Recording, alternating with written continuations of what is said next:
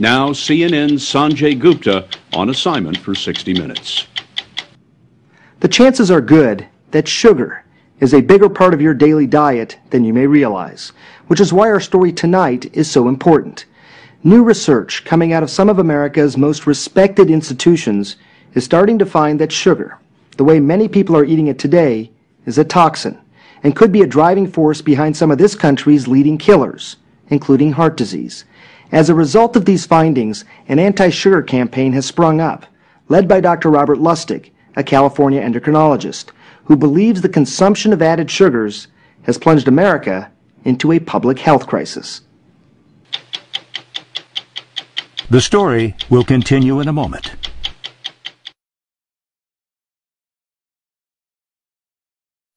Is sugar toxic?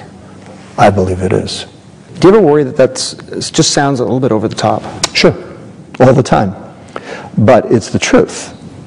Dr. Robert Lustig is a pediatric endocrinologist at the University of California, San Francisco, and a pioneer in what is becoming a war against sugar.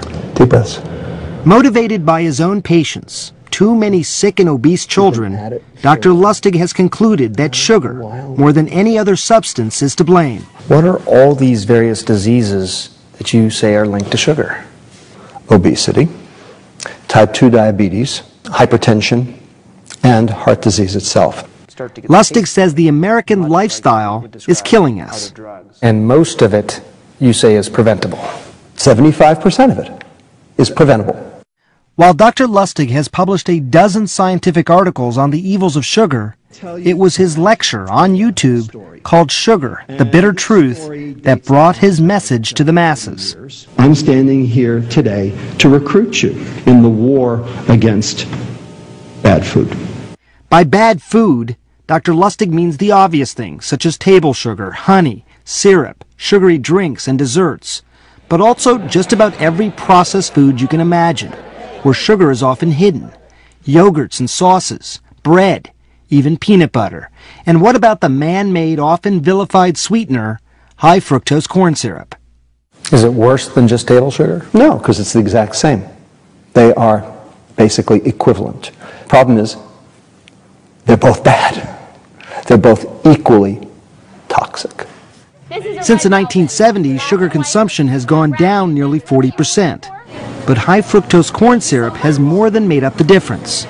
Dr. Lustig says they are both toxic because they both contain fructose. That's what makes them sweet and irresistible. We love it. We go out of our way to find it. And I think one of the reasons evolutionarily is because there is no foodstuff on the planet that has fructose that is poisonous to you. It is all good. So when you taste something that's sweet, it's an evolutionary Darwinian signal that this is a safe food. We were born this way. We were born this way. Central to Dr. Lustig's theory is that we used to get our fructose mostly in small amounts of fruit, which came loaded with fiber that slows absorption and consumption. After all, who can eat 10 oranges at a time? But as sugar and high fructose corn syrup became cheaper to refine and produce, we started gorging on them. Americans now consume 130 pounds per person a year. That's a third of a pound every day. Dr. Lustig believes those sweeteners are helping fuel an increase in the most deadly disease in America, heart disease. For years, he's been a controversial voice. Here is our oral isotope. But now studies done by Kimber Stanhope, a nutritional biologist at the University of California, Davis, are starting to back him up. She's in the middle of a groundbreaking 5-year study which has already shown strong evidence linking excess high fructose corn syrup consumption to an increase in risk factors for heart disease and stroke.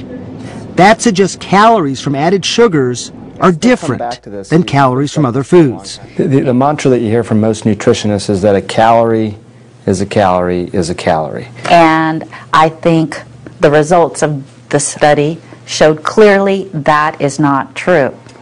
Stanhope's conclusions weren't easy to come by. Nutrition studies are expensive and difficult. Stanhope has paid groups of research subjects to live in this hospital wing for weeks at a time, under a sort of 24-hour lockdown. They undergo scans and blood tests, every calorie they ingest meticulously weighed and prepared. they're never out of our sight. So we do know that they are consuming exactly what we need them to consume. And they're not sneaking any candy bars on the side. Yeah, exactly. For the first few days, participants eat a diet low in added sugars, so baseline blood levels can be measured. So remember, you guys have to finish all your Kool-Aid. Then 25% of their calories are replaced with sweetened drinks. And Stanhope's team starts drawing blood every 30 minutes around the clock. And those blood samples? They revealed something disturbing. And what are you starting to see? We found that the subjects who consumed high fructose corn syrup had increased blood levels of LDL cholesterol and other risk factors for cardiovascular disease. How quickly did these changes occur? Within 2 weeks. Kimber Stanhope's study suggests that when a person consumes too much sweet stuff, the liver gets overloaded with fructose and converts some of it into fat. Some of that fat ends up in the bloodstream and helps generate a dangerous kind of cholesterol called small dense LDL. These particles are known to lodge in blood vessels, form plaque, and are associated with heart attacks. Did it surprise you when you first got these results back? I would have to say I was surprised because when I saw our data, I started drinking and eating a whole lot less sugar. I would say our data surprised me. So imagine, for these healthy young people, drinking a sweetened drink might be just as bad for their hearts as the fatty cheeseburgers we've all been warned about since the 1970s. That's when a government commission mandated that we lower fat consumption to try and reduce heart disease. Major coronary risk factors. So with the best of intentions, they say, time to reduce fat in the American diet. Exactly. And we did. And guess what? Heart disease, metabolic syndrome, diabetes, and death are skyrocketing. Dr. Lustig believes that's primarily because we replaced a lot of that fat with added sugars. When you take the fat out of the food, it tastes like cardboard. And the food industry knew that. So they replaced it with sugar. This idea that sugar increases this particularly bad LDL, the small, dense particles that are associated with heart disease. Do most doctors, do they know this? No, they do not know this. So this is new. And it turns out sugar has become a major focus in cancer research too. Lewis Cantley is looking at the connection. If you limit your sugar, you decrease your chances of developing cancer. Absolutely. Cantley, a Harvard professor and the head of the Beth Israel Deaconess Cancer Center, says when we eat or drink sugar, it causes a sudden spike in the hormone insulin, which can serve as a catalyst to fuel certain types of cancers.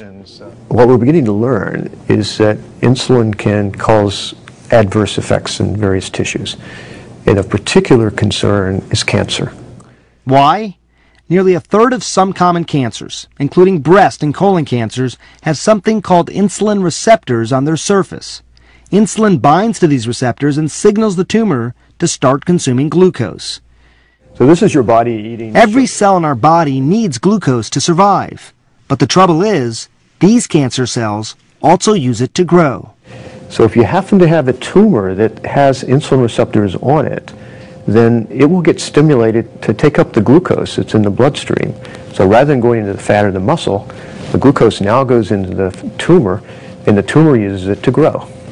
So you've just seen that tumor turn blue, which is essentially reflective of the glucose going into it. That's right. So these cancers, much in the same way that muscle will say, hey, I'd like some of that glucose. The fat says, I would like some of that glucose.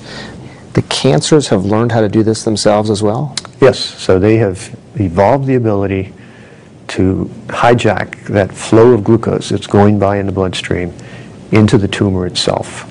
Lewis Cantley's research team is working on developing drugs that will cut off the glucose supply to cancer cells and keep them from growing. But until there's a breakthrough, Cantley's advice, don't eat sugar. And if you must, keep it to a minimum. In fact, I live my life that way. I rarely eat sugar. When you see a sugary drink, or if I were to offer you one, with all that you know, what's going through your mind? I probably would turn it down and get a glass of water. But for most of us, that's easier said than done. Turns out sugar is much more addictive than I think we had sort of realized early on. Eric Stice, a neuroscientist at the Oregon Research Institute, is using functional MRI scanners to learn how our brains respond to sweetness. Sugar activates the brain in a special way that's very reminiscent of drugs like cocaine. That's right, cocaine. All right, let's give it a shot. I climbed into the MRI scanner to see how my brain would respond. That's a straw that's been rigged to deliver a tiny sip of soda into my mouth. Stay as still as you can, okay? Okay, fine. Just as it hit my tongue, the scanner detected increased blood rushing to certain regions of my brain. In these images, the yellow areas show that my reward region is responding to the sweet taste. Dopamine, a chemical that controls the brain's pleasure center, is being released, just as it would in response to drugs or alcohol. So dopamine's released. That sort of makes me feel good. I'm experiencing some pleasure from having this kick. Right, that euphoric effect. So far be it for people to realize this, because sugar is everywhere. But you're saying this is one of the most addictive substances possibly that we have. It certainly is very good at firing the reward regions in our brain. Eric Stice says by scanning hundreds of volunteers, he's learned that people who frequently drink sodas or eat ice cream or other sweet foods may be building up a tolerance, much like drug users do. As strange as it sounds, that means the more you eat, the less you feel the reward. The result? You eat more than ever. If you overeat these on a regular basis, it causes changes in the brain that basically it blunts your reward region response to the food, so then you eat more and more to achieve the same satisfaction you felt originally. With all this new science emerging, we wanted to hear from the sugar industry. So we visited Jim Simon, who's on the board of the Sugar Association, at a sugarcane farm in Louisiana. Would it surprise you that almost every scientist that we talked to in researching this story told us they are eliminating all added sugars? They're getting rid of it because they're concerned about the health impacts. To say that the American consuming public is going to completely eliminate sweeteners out of their diet, I don't think gets us there. Simon cautions that eliminating sugar wrongly vilifies one food, rather than working toward the long-term solution of reducing calories and exercising. You know, a lot of people, Jim, are saying that sugar is different. It is bad for your heart and causing a lot of the problems that we are talking about. It is addictive, and in some cases might even fuel cancers. What would you, I mean, you've looked at this. You must have looked at some of these studies. What do you say about that? Science is not completely clear here. But some of these studies exist. I mean, what is a consumer, what are they to make of all that? Well, I would say to them that they've got to approach their diet in balance. Dr. Robert Lustig agrees. We need a balanced diet. But his idea of balance is a drastic reduction in sugar consumption. To that end, he co-authored an American Heart Association report recommending men should consume no more than 150 calories of added sugars a day, and women just 100 calories. That's less than the amount in just one can of soda. Ultimately, this is a public health crisis. And when it's a public health crisis, you have to do big things, and you have to do them across the board. Tobacco and alcohol are perfect examples. We have made a conscious choice that we're not going to get rid of them, but we are going to limit their consumption. I think sugar belongs in this exact same wastebasket.